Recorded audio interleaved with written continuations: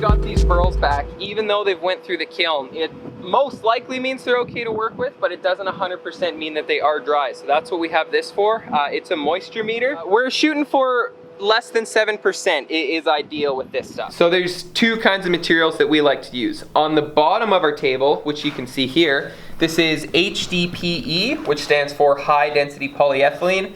Basically it's just plastic and it has a shiny surface and it's not going to allow the epoxy to stick. And then for the sides, we actually just use these borders. It's MDF.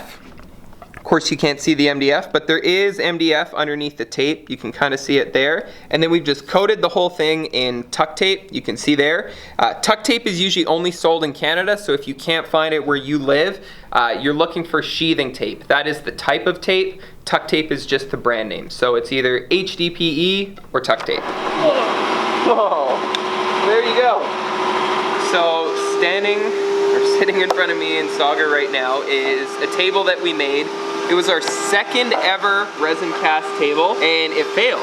There's a huge crack and separation in this edge. Now, the good part about this is we know exactly why this happened. We sealed the edges on this slab and we also didn't take any of the bark off. Like especially up here, you can see lots and lots of bark still left underneath. So two things basically that screwed us up is by sealing the edge, you prevent the epoxy from soaking into the wood and you just get this plastic on plastic bond.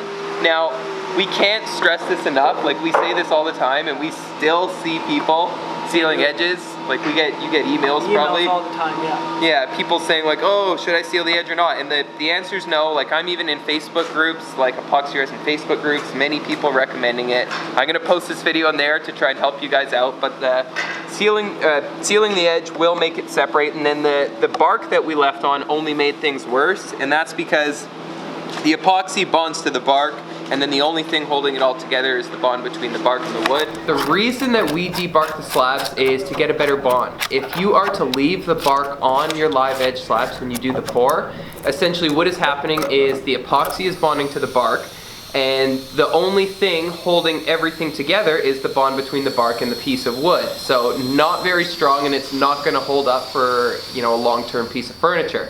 Now, when we first started making these tables, there wasn't really anyone doing it, so we didn't know this. Now, I wanted to do a pour. Yeah, I think it was the second resin pour we ever did, and I wanted to leave the bark on. So I did the pour, it cured, it looked awesome. But then I took it out of the mold, and when I went to push it through the planer, it went in as one piece and came out as 3 pieces. There was the piece of epoxy with 2 pieces of bark stuck on the outside, and then there was my live edge slabs. So I thought I'd gotten smarter, and we did another pour where we took the bark off and same thing, poured the epoxy, took it out of the mold, stuck it in the planer, except it broke in 3 pieces again.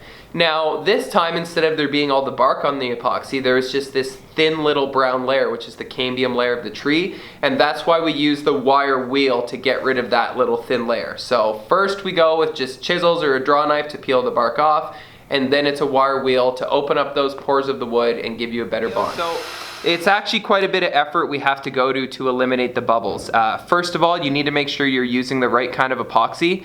You need to be using a thick casting epoxy, so we had our own specific product formulated, our Black Forest deep resin. That actually allows us to pour thick and have the bubbles release on their own. And then even on top of that, the best way to eliminate the bubbles is to cool your resin while it cures, because that's going to give time for all those bubbles to come up to the surface. The chemical reaction of the epoxy, it is an exothermic chemical reaction, which means it produces heat, but heat also acts as a catalyst to the chemical reaction. So the more heat you have, the quicker it will cure, and the less heat you have, the slower it will cure. So we like to keep our room at usually, honestly, about 16 or 17 degrees Celsius. So we just have this unit here, and it's really simple for us. We turn it on, set it to 16, and then when we are doing a pour, we don't put it on the energy saver because it'll turn off, so we'll just go to the cool mode, then it'll stay on, and it gets nice and cold in this room. But the reason this works especially good is because underneath those HDPE sheets on our pouring tables is aluminum. So the aluminum gets really cold and it just helps pull all the excess heat away, preventing it from curing too quickly.